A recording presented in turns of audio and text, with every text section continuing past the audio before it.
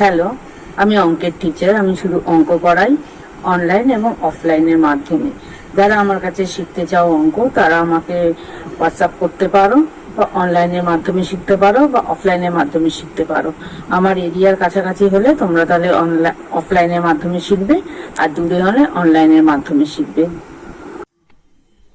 আজকে আমরা স্টার্ট করব ক্লাস 10 অঙ্ক দিয়ে। ক্লাস 7 থেকে ক্লাস 10 পর্যন্ত অঙ্ক শেখানো হয় অনলাইনের মাধ্যমে, অফলাইনের মাধ্যমে, আর ছোট ছোট করে ইউটিউবে কিছু ভিডিও দেওয়া হয়। তোমাদের পছন্দ হলে তোমরা আমার সাথে কন্ট্যাক্ট করবে। ভালো থাকবো। হ্যালো স্টুডেন্ট, আজকের আমি সরল সুদ কষার অঙ্ক দিয়ে স্টার্ট করব ক্লাস 10। আমাদের বইয়ে হচ্ছে কষে দেখি 2। প্রথম অঙ্ক বলেছে, দুই বন্ধু একসঙ্গে একটি ছোট ব্যবসা চালাবার জন্য বার্ষিক 12% সরল সুদের হারে একটি ব্যাংক থেকে 15,000 টাকা ধার নিলেন।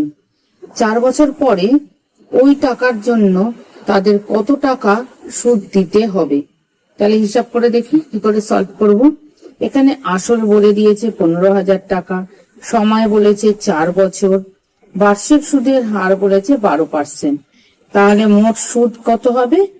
P R T by 100। তাহলে কত দাঁড়াচ্ছে? 15,000 ইন্টু 12 ইন্টু 4 বাই 100। তাহলে কত বেরোলো? কাটাকুটি করে 7,200 টাকা। তাহলে মোট সুদ হলো 7,200 টাকা। তাহলে আনসার কি হবে? তাকে 7,200 টাকা সুদ দিতে হবে।